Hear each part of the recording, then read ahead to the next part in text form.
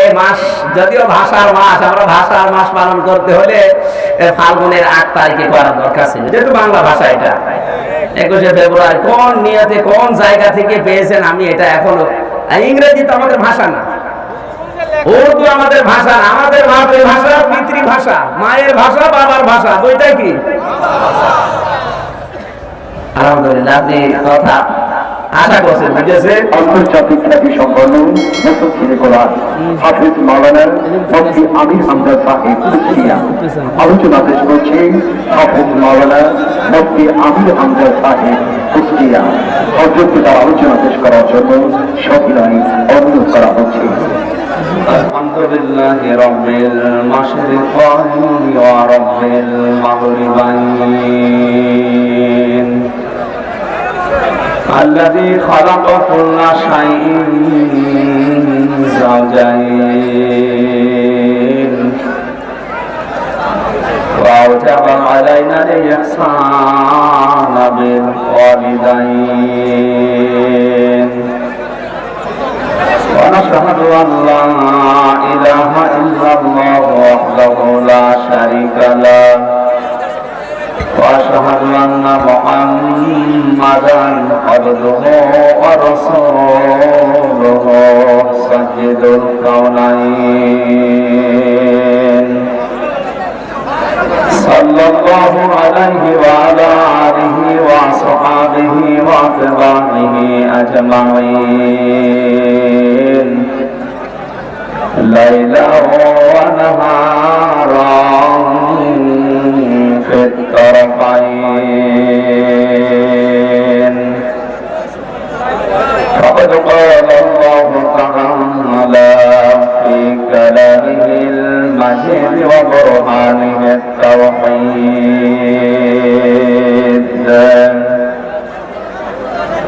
জবান করে পড়েন আউযু বিল্লাহি মিনাশ শাইতানির রাজীম বিসমিল্লাহির রহমানির রহিম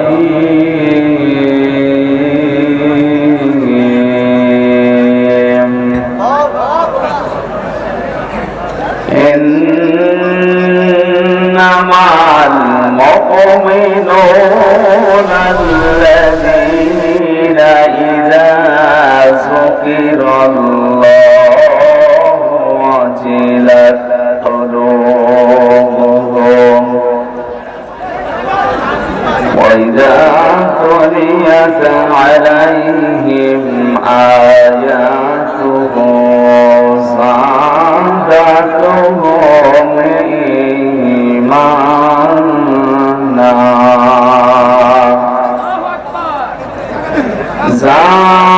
زادتهم إيمانا وعلى ربهم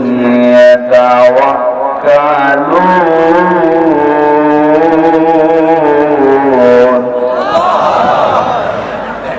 الذين يقيمون الصلاة ومما رزقناهم ينفقون أولئك هم المؤمنون حقا لهم درجات عند ربهم ومغفرة ورزق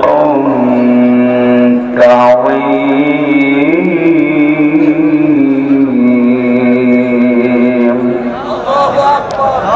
صدقت يا ربنا. عن أبي سعيد الخدري رضي الله تعالى عنه قال قال النبي صلى الله عليه وسلم من رأى منكم منكرا فليغيره بيده فإن لم يستطع فبلسانه فإن لم يستطع فبقلبه وذلك أضعف الإيمان. رواه البخاري. وقال تعالى في شان حبيبي وما زادهم إلا إيمانا وتسليما. اللهم صل على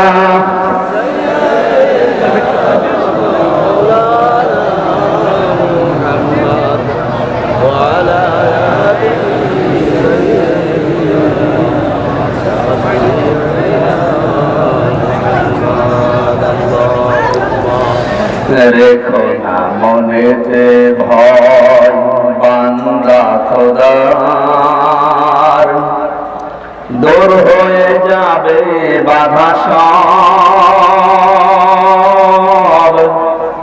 তোমার আমার এক মালিক আছেন আমাদের রব। রেখো মনেতে ভয় বান্দা খোদার, দূর হয়ে যাবে বাধা সব। তোমার আমার এক মালিক আছেন আমাদের রব। আলহামদুলিল্লাহ। বাংলাদেশের ঐতিহ্যবাহী জেলা ফরিদপুর গোয়ালমারি থানার অন্তর্গত কলা রোড হামসানা কওমি মহিলা মাদ্রাসা পঞ্চগ্রাম আলেম ওলামা ও ইসলামী যুব সমাজের উদ্যোগে মহান ভাষা শহীদদের আত্মার মাগফিরাত কামনায়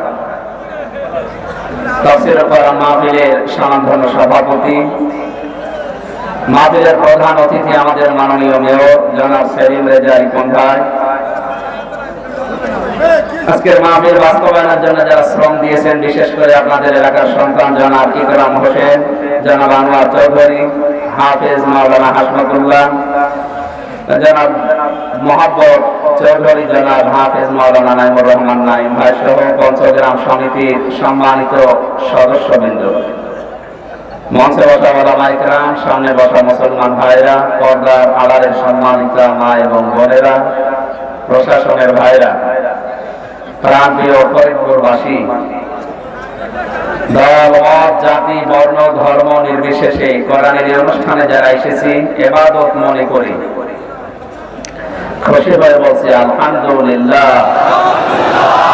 তাফসীর কোরআন মাহফিল এখানে লেখা আছে, আমরা তাফসীর আকারে তেলাওয়াতকৃত আয়াত থেকে কথা বলবো ইনশাআল্লাহ। আপনারা যারা কথা বলছেন আমি অন্তত 30 সেকেন্ড সময় দিলাম, কথা একে অন্যের সাথে বলে নেন, এরপরে আর কথা বলতে হবে, কিছু লাগবে না। এই কথা শেষ হয়েছে, 30 সেকেন্ড এখনো হয়, আপনারা কথা শেষ করেন। এই যে ঠিক আছে, আপনারা শেষ করেন আগে, আমি দেখি। হ্যাঁ, একটা কথা বলি, ঠিক আছে আলহামদুলিল্লাহ। কথা বন্ধ করুন ভাই, এটা ক্লাস চলছে, ক্লাসের ভেতরে তো কথা বলা যায় না। এমনিতে জেনারেল ক্লাসে যদি কথা বলা নিষেধ থাকে, স্যারের দৃষ্টিতে পড়লে আপনাকে মায়েরও খাওয়া লাগে। আর এটা কোরআনের ক্লাস, কিসের? এই ক্লাসে কথা বললে আপনার খবর আছে, কারণ এটা ইবাদত অলরেডি শুরু হয়ে গেছে। যতক্ষণ এখানে বসবে আপনার শ্বাস প্রশ্বাস নিঃশ্বাসে নেকি হচ্ছে। এই জন্য নিয়ত করে বসেন, আমরা 1-1.5 ঘন্টার ভেতরে অন্তত কোরআনের এই 3টা আয়াত থেকে আল্লাহ যেটা দিতে চায় ওইটা যেন আমরা নিতে পারি। ধৈর্য ধারণ করে শোনার এবং সহজ সরল ভাষায় উপস্থাপন করার তৌফিক কামনা করছে আমাদের আল্লাহর দরবারে। কোরআনে কারিম উপস্থাপন করার ধরন আছে, এটা তো আর যাত্রা প্যান্ডেল না। যাত্রা প্যান্ডেল না যে মাজা দুলিয়ে দিলাম হয়ে গেল না, এটা কোরআনের অনুষ্ঠান। এজন্য কোরআন কিভাবে মানুষের সামনে উপস্থাপন করবেন আল্লাহ শিখিয়েছেন। আমরা আল্লাহর ওই ধরনটা সামনে নিয়ে আসি। সূরা আরাফ আল্লাহ পাক বলেন কিতাবুন উনজিলা ইলাইকা ফালা ইয়াকুম ফি সাদরিকা হারাজুম মিনহু লিতুনযিরা বিহি ওয়া যিকরা লিল মুমিনিন। আল্লাহ তাআলা বলেন একখানা কিতাব, এই কোরআন আপনাকে আমি দিয়েছি কেন জানেন? এটা দিয়ে মানুষদেরকে আপনি সতর্ক করবেন, মানুষদের ভয় দেখাবেন।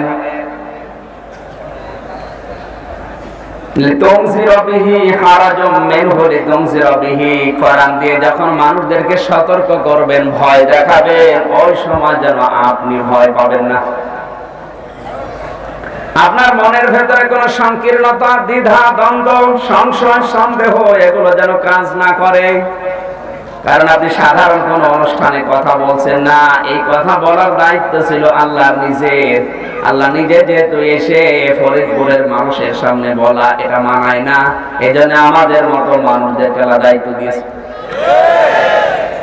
বিশ্বনবী যদি এখন বেঁচে থাকতেন আর এই ফরিদপুরের বোয়ালমারের রাস্তা দিয়ে যদি হেঁটে যে এই মাহফিলটা পেতেন, আল্লাহর নবী নিজে শ্রোতা হয়ে আপনার পাশে বসে পড়তেন। তিরমিজি শরীফের হাদিস, নবীজি বলেন আমি মসজিদে নববীতে প্রবেশ করে দেখি ডান দিকে কিছু মানুষ আল্লাহর কোরআনের আলোচনা করছে, বাম দিকে কিছু মানুষ আল্লাহর জিকিরে লিপ্ত আছে। নবীজি প্রবেশ করে বললেন দুইটা দল ভালো কাজে আছে, তবে সবচেয়ে উত্তম কাজে আছে যারা আল্লাহর কোরআন নিয়ে ব্যস্ত আছে। আমি মুহাম্মদকে এই মুহূর্তে আমার আল্লাহ নির্দেশ দিয়েছেন আমি যেন কোরআনের শ্রোতা হয়ে এই মাহফিলে বসে যাই। ফরিদপুরবাসী কি বললাম আপনি টের পেয়েছেন? আল্লাহ নবী নিজে যদি এখন বেঁচে থাকতেন আর এই মাহফিলের পাশ দিয়ে গেলে নিজে আপনার পাশে শ্রোতা হয়ে বসে পড়তেন। সুতরাং এত বড় জায়গায় যখন কথা বলা লাগবে তখন আপনার মনের ভেতরে কোনো ভয়, ভীতি, সংশয়, সন্দেহ আসলে হবে না। এখানে হারাজুন শব্দের ব্যাখ্যা হয় দুইটা। এক নাম্বার, হে নবী কোরআন দিয়ে কথা বলতে গেলে হয়তো সমাজে প্রচলিত অনেক নিয়ম নীতির সাথে কোরআনের কথা মিলবে না। বিশেষ করে বাংলাদেশ আর ভারতে এই দুইটা সমস্যা বেশি।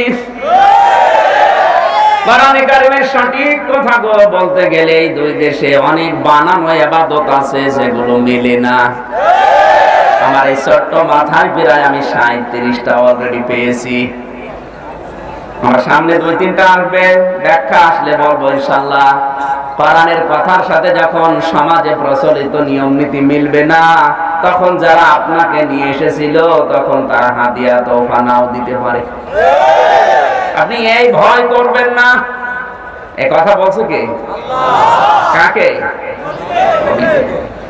নবীকে যদি এই কথা বলতে পারে সমাজে প্রচলিত অনেক নিয়মের সাথে আমার কোরআনের কথা মিলবে না, তখন আপনি কোরআন দিয়ে কথা বলতে গেলে ভয় পাবেন না।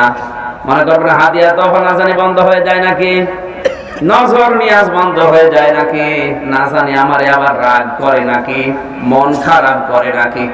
যে যা করে করুক, আপনাকে আমি বলছি আপনি সঠিকটা তুলে ধরবেন। এ ধরন শিখিয়েছে কে বলেন তো? আমরা যদি আল্লাহর এই ধরন বাদ দিয়ে মন মতো করি, কোরআন থেকে কিছু পাওয়া যাবে না। দ্বিতীয় নম্বর, আপনার বক্তব্য হয়তো সঠিকভাবে যারা শ্রোতা আছে এরা বুঝতে না পারার কারণে মন খারাপ করতে পারে, বুঝতে না পারার কারণে বিরোধিতাও করতে পারে। এই ধরনের শ্রোতা আছে কিন্তু কম। কথা বুঝতেছেন? একদিকে হাদিয়া তোফা নজর নিয়াজ বন্ধ হওয়ার সম্ভাবনা আছে।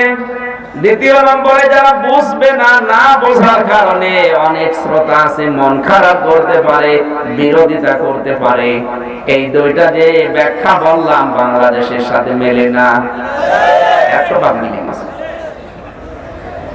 নবীকে আল্লাহ যে আদেশ দিয়েছিলেন, নবীর ওয়ারিস হিসাবে আমার উপরে একই আদেশ, ইয়া আইয়ুহার রাসূলু বাল্লিগ মা উনজিলা ইলাইকা মির রাব্বিক ওয়া ইল্লাম তাফআল ফামা বাল্লাগতা রিসালাতা আল্লাহু ইয়াসিমুকা মিনান নাস ইন্নাল্লাহা লা ইয়াহদিল কওমাল কাফিরিন। জোরে বলেন আল্লাহু আকবার। সূরা মাইদা 67 নম্বর আয়াত। আল্লাহ পাক বলেন, হে রাসূল আপনি তাবলীগ করুন। কি তাবলীগ করবেন? প্রচার করবেন যেটা আপনার উপরে আমি আল্লাহ নাযিল করেছি। আল্লাহর পক্ষ থেকে রাসূলের উপরে যেটা নাযিল হয়েছে সবাই জানি তার নাম।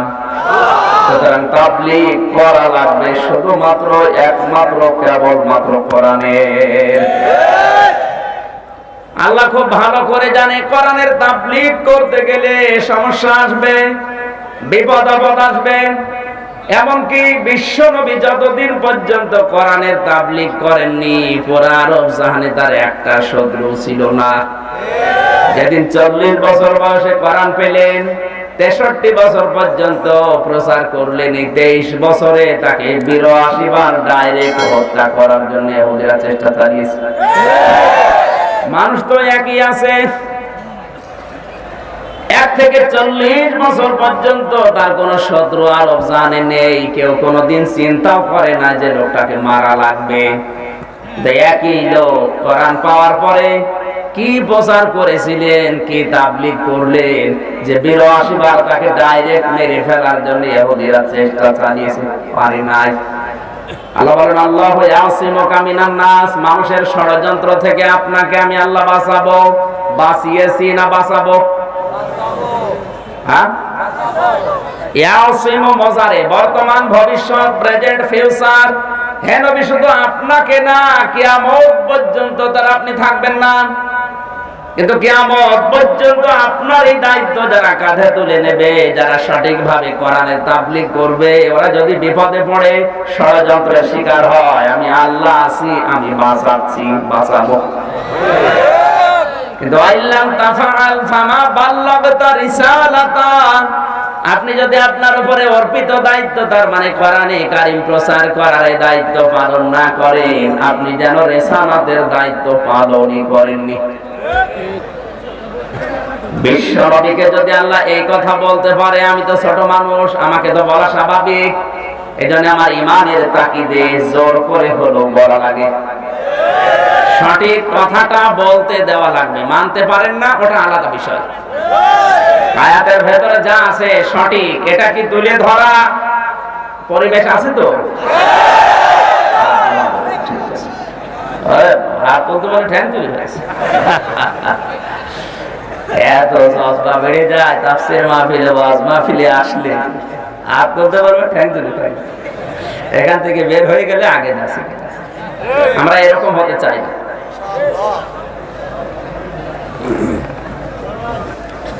কোরআনে কারীম উপস্থাপন করার ধরনটা আমরা আল্লাহর কাছ থেকে পেয়েছি অলরেডি। এবার আমরা সামনের দিকে এগিয়ে যাই।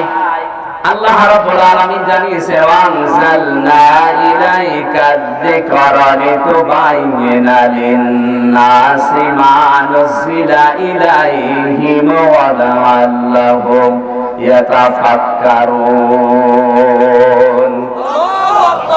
সূরা নাহলের 44 নম্বর আয়াতের শেষের দিকে আছে, হে নবী এই যে জিকির, এই কোরআন আপনাকে আমি দিয়েছি, চুমা খাবেন, টাকের উপরে রেখে দেবেন। এই কারণে লিতুবাইয়িনা লিন-নাস, এটা মানুষের সামনে স্পষ্ট দলিল আর প্রমাণ দিয়ে ব্যাখ্যা বিশ্লেষণ করবেন। কোন মানুষ? মরা মানুষ না। লিতুবাইয়িনা লিন-নাস, লাম শব্দটা আরবি গ্রামার অনুযায়ী 13টা অর্থে ব্যবহার হয়, আর বালাগাত মান থেকে 19টা অর্থে ব্যবহার হয়। বালাগাত মানতে যারা পড়তে পারে, যারা পড়া এখানে যারা আছে শিক্ষক, 13 নাম্বার কায়দা পড়বেন, দেখবেন ওখানে আছে লাম ব্যবহার করা হয় জীবিত মানুষদের জন্য। মহান আল্লাহ লাম ব্যবহার করেছেন এখানে মরা মানুষের জন্য না, জিন্দা মানুষের জন্য। তার মানে এই কোরআন যদি ব্যাখ্যা করা লাগে, তাফসীর করা লাগে, দলিল দেওয়া লাগে, কাদের সামনে? এখানে যারা আছেন মরা না জীবিত। কিন্তু দুঃখজনক হলো সত্য, বাংলাদেশের যে পরিবেশ এখন চলছে, আমার মনে হয় জীবিত মানুষদের সামনে এই কোরআনের ব্যাখ্যা করা এখন বড় কঠিন। আপনি কোরআন পড়বেন, কোরআন শোনাবেন, কোনো অসুবিধা নেই, মরে গেলে পড়েন। একবার বলছেন এখন এই বাংলাদেশের যারা কোরআনের অনুষ্ঠানগুলোতে বাধা দিচ্ছেন, তাদের বাবা মারা যাক, আমারে ডাক দিয়ে বলবে হুজুর কোরআন পড়ে দেন। আরে বেটা, তোর বাবা তো মারাই গেছে, এখন পড়ে করবো কি? যতদিন জীবিত ছিল তখন পড়লে কাজ হতো। আমার মনে হয় মানুষ যখন মারা যায়, ওর জীবন যদি ভালোভাবে কোরআনের উপরে না চলে, ফেরেশতা কিন্তু ওর পাশেই থাকে। আমারে দিয়ে আপনি পড়াচ্ছেন ইউসিকুমুল্লাহু ফি আওলাদিকুম লিয-যাকারি মিসলু হাদ্দিল উনসায়াইন, আমি তো পড়ে গেলাম। এর অর্থ হচ্ছে আল্লাহ তাআলা নির্দেশ দিয়েছেন, হে পৃথিবীর বাবারা, এক ছেলে যা পাবে তোর সম্পদ, দুই মেয়ে তাই পাবে। আপনি তো ছেলের নামে সব লিখে দিয়েছেন, আর মেয়ের মাথায় হাত দিয়ে বলছে মা তোর জন্য দোয়া করে দিলাম। ফেরেশতা কিন্তু ওখানে আছে। কি পড়ে আমির হামজা পড়ে কি, আর তুই কি করলি? আমার মনে হয় পাগলকে যদি বলা হয় ভাই নৌকা নাড়াবি না, ও বলবে আমার মনে ছিল না। ফেরেশতাদেরকে আপনি আরো মনে করে দিচ্ছেন হুজুরকে দিয়ে। কথা বুঝতেছেন? এজন্য মরে গেলে মানুষের সামনে কোরআন পড়া না পড়া সমান। ওর জীবনে যদি কোরআনের উপরে না থাকে, পড়লে ওর আযাব আরো বাড়বে। আর জীবন যদি কোরআনের উপরে চলে, কোরআন পড়া দরকার নেই, কোরআন ওর কবরে গিয়ে নিচে পাহারা দেবে। আল কোরআনু হুজ্জাতুল লাকা ওয়া আলাইকা, নবী যে বলেন কোরআন হচ্ছে কারো পক্ষে সাক্ষী দেবে, কারো বিপক্ষে। এটা যদি সত্যি কারো পক্ষে দলিল হয়, আল্লাহ তাকে সত্যি মাফ করে দেবে। এটা হাতে পায়ে ধরে বলে আপনি আর যাই করেন, জীবনের কোনো কাজ যেন এই কোরআনের বিরুদ্ধে না যায়, এটা মনে রাখবেন। আপনি যা করছেন, আমি তো অন্তত বাধা দিয়ে আটকানোর কোনো কায়দা নেই, যা পারেন করেন, এটার বিরুদ্ধে গেলে কিন্তু আপনার খবর আছে, আপনার দুনিয়াও শেষ, আখেরাতও শেষ। দ্বিতীয় নম্বরে আল্লাহুম ইয়াতাফাক্কারুন, আপনি তো কোরআনের কথা স্পষ্ট দলিল প্রমাণ দিয়ে শোনাবেন, আর যারা শুনবে তাদের দায়িত্ব কি? ওরা বাড়িতে আপনার কথাগুলো নিয়ে চিন্তা ভাবনা করবে। ওরা বুঝতেছেন? আমার দায়িত্ব সঠিকভাবে তুলে ধরা, আর আপনার দায়িত্ব ওই কথা নিয়ে বাড়ি যেয়ে চিন্তা ভাবনা করা। এ দায়িত্ব মনে হয় পীর সাহেব দিল? কে দিয়েছে? বলেন বলেন। আমার জীবন থাক আর যাক, আমার যত বিপদ আসুক, অন্তত এই জেলা যদি আর নাও আসা হয়, তাও সঠিক গুলো আমার তুলে ধরাই লাগবে। আপনার দায়িত্ব আপনাকে পালন করা লাগবে, বাড়ি যেয়ে ভাববে। আমার আজকের আলোচনার বিষয় 5টি গুণের কারণে আল্লাহ 3টা পুরস্কার দেবেন। কি বললাম?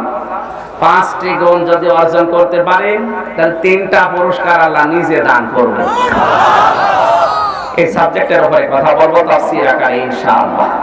দরুদ আর সালাম পড়ছে আমাদের নবী, মানবতার মহান শিক্ষক মুহাম্মদ রাসূলুল্লাহ সাল্লাল্লাহু আলাইহি ওয়াসাল্লামের প্রতি, যার আনিত আদর্শ মানবতার মুক্তির একমাত্র গ্যারান্টি।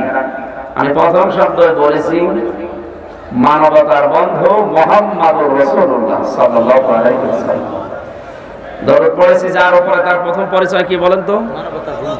নবী। নবী কি বলে না কেন? এখানে যারা আছে একজনও নবী আছে? নবী হওয়ার জন্য যোগ্যতা লাগে কমপক্ষে 3টা। কয়টা? 1 নম্বরে নবী যে এসে হতে পারবে না, তাকে ওহী পাওয়া লাগবে। পৃথিবীতে যত নবী আল্লাহ পাঠিয়েছেন, প্রতিটি নবী কম বেশি ওহী পেয়েছিলেন না পাননি? আশ্চর্যের বিষয়, আমাদের নবী যে ওহী পেয়েছেন, কিয়ামত হয়ে যাবে, ওহীর ভেতরে কলম ঢোকানোর ক্ষমতা কারো হবে না। এবার আলেমদেরকে বলছি, ওয়ালাউ তাকাওয়ালা আলাইনা বা'দাল আকাওয়িল লা আখাযনা মিনহু বিল ইয়ামিন সুম্মা লাকাতা'না মিনহুল ওয়াতিন। সূরা হাকাতের 44, 45, 46 নম্বর আয়াতে আল্লাহ জানিয়েছেন, হে নবী, যে কোরআন আপনাকে দিয়েছি ওহী, এর ভেতরে যদি আপনি নিজের কোনো কথা আমার নামে চালিয়ে দিতেন, আপনার ডান হাত আমি চেপে ধরতাম, কণ্ঠনালী কেটে ফেলে দিতাম। ঠিক আছে না? ঠিক নেই। সাধারণ মানুষ যারা কোরআন পড়ে আর বঙ্গ অনুবাদ পড়ে, এদের জন্য ঠিক আছে বললে মেনে নেওয়া যায়। যারা আলেম অন্তত তাদের এই কথা ঠিক আছে বলা ঠিক হয়নি। আপনি একটু চিন্তা ভাবনা করে বলবেন। আপনি তো আর ওনাদের মতো শুধু পড়েন না, আপনার তো পড়া লাগবে, গবেষণা করে। এখানে যে কথাটা একটু খেয়াল করেন তো, লাখাসনা, অবশ্যই আমরা ধরতাম। আমরা মানে আমির হামজা কে বলেন বলেন, অবশ্যই আমরা ধরতাম মানে আল্লাহ নিজে ঘোষণা দিচ্ছেন। আমরা মানে আমি আল্লাহ ধরতাম। মিন মানে হতে, হো মানে তাকে, বি মানে দ্বারা, ইয়ামিন মানে ডান হাত। আল্লাহ বলেন আমি আমার ডান হাত দিয়ে নবীকে ধরতাম, নবীর ডান হাত ধরতাম। এ কথা এখানে নেই। অথচ পুরাতন তাফসীর যেগুলো দেখবেন অধিকাংশ গুলোতেই নবীর ডান হাত ধরতাম এটাই লেখা আছে। আধুনিক তাফসীর যারা পড়েন তাদেরকে বলছি, আল্লাহ কেন নিজে তার ডান হাত দিয়ে নবীকে ধরার কথা বললেন? আল্লাহ কি বাম হাত নেই? কথা বলেন না কেন? তাহলে ওনার ডান হাতে শক্তি বেশি, বাম হাতে শক্তি কম। তাহলে মেন হবে শিমাল দিলেন না কেন? সচরাচর আমরা দুই চোখে যেটা দেখি এটা বেশি বিশ্বাস করি। বাস্তবতায় আমরা জানি আমাদের ডান হাতে বাম হাতের চাইতে শক্তি বেশি। কঠিন কাজগুলো আমরা কোন হাত দিয়ে করি? আল্লাহ মানুষের বোঝার সহজার্থে জানিয়েছেন আমি কিন্তু আমার ডান হাত দিয়ে নবীকে ধরতাম, নবীর ডান হাত ধরতাম না, আমার হাত দিয়ে ধরতাম। তার মানে আমি যদি কিছু ধরি মজবুত শক্ত করে ধরতাম। কাকে ধরতেন? নবীকে। বলেন বলেন। এটা কিন্তু ক্লাস চলছে, ছাত্রের মতো বুঝলে জবাব দেবেন। আল্লাহ নিজে ধরছেন তার হাত দিয়ে নবীকে। শুধু এতটুকু আল্লাহ শেষ করেননি, যে কণ্ঠনালী দিয়ে নবী কথা বলে ওই কণ্ঠনালী আমি আল্লাহ কেটে ফেলে দিতাম।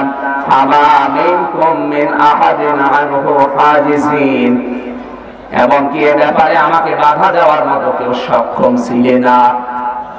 এ কোরআন কত অথেন্টিক এবার আপনি টের পেয়েছেন। এর ব্যাপারে যদি নবীজিও কোনো কথা বানিয়ে বলতো এটা আল্লাহ বলেছেন, তাহলে নবীকেও আল্লাহ ছাড়তো না। অথচ যাকে জীবনে কোনোদিন নাম ধরে ডাক দেয়নি, ইয়া মুহাম্মদ পুরা কোরআনে কোন জায়গায় তিনি বলেননি তার সম্মান নষ্ট হয়ে যাবে। এই কারণে কোন সময় ডাক দেওয়ার দরকার হলে রিসালাতের ঘোষণা দিয়ে তার সম্মান আরো বাড়িয়ে দিতেন। কোরআনে আল্লাহ 4 বার তার নাম দিয়েছেন, কিন্তু রিসালাতের ঘোষণা দেওয়ার পর মুহাম্মাদুর রাসূলুল্লাহ ওয়া মা মুহাম্মাদুন ইল্লা রাসূল ইলা আখির আয়াত। কোরআনের ভেতরে যদি ডাক দেওয়ার দরকার হয়েছে সম্মানসূচক শব্দগুলো দিয়ে নবীজি যখন যেটা পড়ে থাকতেন, যে অবস্থায় থাকতেন ওই নামে তাকে ডাকতেন। 7টা নামই পুরা কোরআনে পেয়েছি, মুজাম্মিল, মুদাসসির, ইয়াসিন, তাহা, আহমদ, মুহাম্মদ আর আব্দুল্লাহ। এই 7টা নাম নিয়ে নবীজিকে ডাকলে যখন যে পোশাক পরতেন আল্লাহ ওই নামে ডাকতেন। ইয়া আইয়ুহাল মুজাম্মিল, ইয়া আইয়ুহাল মুদাসসির, হে কম্বলওয়ালা, হে চাদরওয়ালা। এর প্রেক্ষাপট রাখবে আমি সামনে আপনাকে, যেহেতু এটা রজব মাস চলছে, ফেব্রুয়ারি আজ 21 তারিখ, সামনে যদি পয়েন্ট আসে আমি আপনাকে একটা শিক্ষা এখান থেকে দেব। আমি যেটা বোঝাতে চাচ্ছিলাম, নবী হওয়ার জন্য প্রথমে পাওয়া লাগে ওহী। আর আমাদের নবী এমন ওহী পেয়েছেন যার ভেতরে কলম লাগানোর কায়দা নেই। এটা কত অথেন্টিক এবার কি বোঝা গেছে না? দ্বিতীয় নাম্বার, নবী হতে হলে মুজিজা লাগে। দুনিয়ার যত নবী কম বেশি মুজিজা পেয়েছেন তারা বিদায় নিয়েছে, মুজিজার কার্যকারিতা নষ্ট হয়ে গেছে, শেষ। আমাদের নবী যে 3500 মুজিজা পেয়েছিলেন সর্বশ্রেষ্ঠ তার নাম কোরআন। এর মুজিজা তিনি কিন্তু নিয়ে যাননি, আমাদের কাছে আছে। আমরা অনেকে শুনি, বুঝি না, তাও কাঁদি। কিয়ামত পর্যন্ত মুজিজা দুনিয়ায় থাকবে, মানুষ শুনবে, বুঝবে না, তারপরও কাঁদবে। হাজার হাজার লক্ষ লক্ষ মানুষ কোরআন শুনে মুসলমান হয়ে যাবে। মিশরে একটা আন্তর্জাতিক প্রতিযোগিতা ছিল কেরাত সম্মেলনে। কেরাত বলতে পৃথিবীর ৪৫০০ ধর্মীয় গ্রন্থেও প্রতিটি মানুষ তাদের ধর্মগুরুরা ৮ মিনিট ১০ মিনিট করে পড়বে। আমাদের ধর্মীয় গ্রন্থ পড়েছিলেন বিশ্বকারী আব্দুল বাসিত ইবনে আব্দুস সামাদ। উনি তেলাওয়াত করার জন্য সময় পেয়েছেন মাত্র ৫ মিনিট। কয় মিনিট? অন্যান্য ধর্মগ্রন্থ যেহেতু ইহুদি আর খ্রিস্টানের দুই জাতি বিচারকের দায়িত্বে আছে, ৫ মিনিট মাত্র সময় পেয়েছে। ওনারা পেয়েছে ১০ মিনিট, কেউ ১৫ মিনিট, আধা ঘন্টা পর্যন্ত। আর ইনারে দিয়েছে মাত্র ৫ মিনিট, যেন এর কথা বলতে বলতে শেষ হয়ে যায়। তিনি একটু দম নিয়ে পড়তেন কোরআন শরীফ। আউযু বিল্লাহি মিনাশ শাইতানির রাজিম, এই শব্দটা পড়তেই তার সময় লেগেছে ৩ মিনিট। যারা ওনার সমর্থক মুসলিম আছে চিন্তা করছে করে কি, ৫ মিনিট মাত্র সময় পেয়েছে। ৪ মিনিটের মাথায় সবুজ মাটি টিপ দেওয়া হবে, ৫ মিনিটে লাল বাতি জ্বলবে। আর ২ মিনিট আছে, একটা আয়াত এখনো কোরআন থেকে পড়েনি। উনি কানে হাত দিয়ে আবার বিসমিল্লাহ শরীফ পড়ার পরে সূরা রহমান তেলাওয়াত আরম্ভ করলেন। একদমই ৪ আয়াত। আর রহমানু আল্লামাল কুরআনা খালাকাল ইনসানা আল্লামাহুল বায়ান। ৫ মিনিট কেন? ইতিহাস থেকে আমি জেনেছি ১ ঘন্টা পর্যন্ত পার হয়ে গেছে সূরা রহমানটা তেলাওয়াত করতে। ওই যে সবুজ বাতি ৪ মিনিটের মাথায় টিপ দেবে, ওর মনে নেই। ১ ঘন্টা পার হওয়ার পরে যে হাজার হাজার মানুষ যারা সূরা রহমান শেষ করার পরে উনি যখন সাদাকাল্লাহুল আলিয়্যুল আযীম বললেন, তেলাওয়াত শেষ হয়ে গেল। এবার ওদের হুঁশ ফিরেছে। শুধু ফেরে নিয়ে এবার বিচারককে সবাই গালি দিচ্ছে, তুই করলে কি? ৫ মিনিট সময় পেয়েছিল, ১ ঘন্টা অলরেডি পার হয়ে গেছে। কেন তুই সবুজ বাতি টিপ দিলি না? তোর নামে কেস করা হবে। উনি বলছে কেস তো করবেন, করেন, তা আমার একা কেন? আপনারা কি ছিলেন না? আমার তো স্মরণ করাননি। এ কোরআন এমন, কোরআন এমন মুজিজা, কিয়ামত পর্যন্ত এটা মানুষ শুনবে, আর না বুঝলেও মানুষ এমনিতেই কাঁদবে।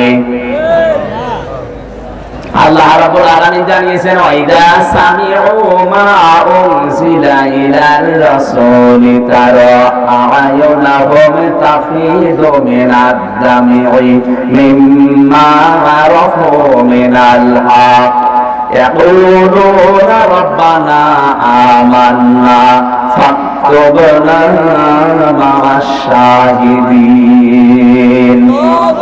সূরা মাইদার ৮৩ নম্বর আয়াতে আল্লাহ জানিয়েছেন, হে নবী, আপনার জবান থেকে যখন ওরা তেলাওয়াত শুনবে আর যারা বুঝবে, অনুধাবন করবে আমি আল্লাহ কি বলতে চাই, আপনি দেখবেন ওদের চোখ দিয়ে কখন যেন অজান্তে পানি বেরিয়ে গেছে। কোরআনের আলোচনা শুনলে সবার চোখে পানি আসবে, বিষয়টা এমন না। এটা যাদের অনুধাবন করা, বোঝার মতো, এর মর্মবাণীগুলো অনুধাবন করা, উপলব্ধি করার মতো ক্ষমতা আছে, তারা কখন যে চোখ দিয়ে পানি পড়ছে নিজেরা টের পাবে না। কথা বুঝতেছে? সুতরাং এই মুজিজা এখন আছে, নবীজি এটা পেয়েছিলেন, শ্রেষ্ঠ মুজিজা। আমার এই ছোট্ট হাতে শুধু কোরআনে কারিমের এই ৭ বছর আমি এই ময়দানে আছি। ১৩-১৪ সালের শেষের দিক থেকে ২১ সাল পর্যন্ত অলরেডি ১৫২ জন মুসলমান হয়ে গেছে। আরো যত বড় বড় আলেম আছে তাদের কাছে অর্ধ লক্ষ পার হয়ে গেছে। কিয়ামত পর্যন্ত এটা থাকবে, আমরা হয়তো থাকবো না, কিন্তু এটা যারা শুনবে, বুঝবে, নিজের ধর্ম ত্যাগ করে হলেও ইসলামে আসবে। মিশরের আন্তর্জাতিক প্রতিযোগিতায় 82 জন খ্রিস্টান আর ইহুদি পুরোহিত যারা ধর্ম প্রচার করে, তারা এই আব্দুল বাসিত ইবনে আব্দুস সামাদের তেলাওয়াত শুনে সঙ্গে সঙ্গে কালেমা পড়ে মুসলমান হয়ে গেছে।